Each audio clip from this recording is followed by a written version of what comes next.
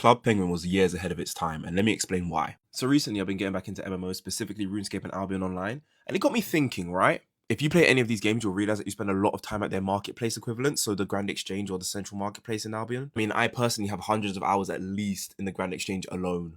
And it made me realize that you really need a thriving public space in order for most games to do well. Now, of course, this doesn't include single player or story games because you don't need people for those games. But in terms of multiplayer games, you really do need some sort of sense of community. And I think a lot of multiplayer games get that from a thriving public space. Like, even if we're not talking about MMOs, like think about 2K, you have the park. Think about Destiny, which is kind of an MMO, but you have the tower.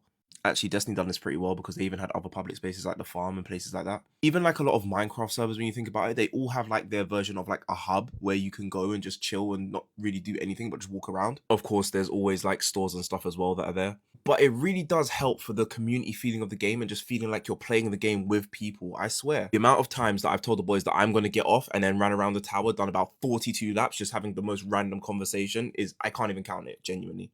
And it's just things like that that really bring the heart and soul out of a game and really give it character, you know? In my opinion, at least. But yeah, let me know what you guys think because in my opinion, a public space is almost integral for any sort of cooperative multiplayer game at this point.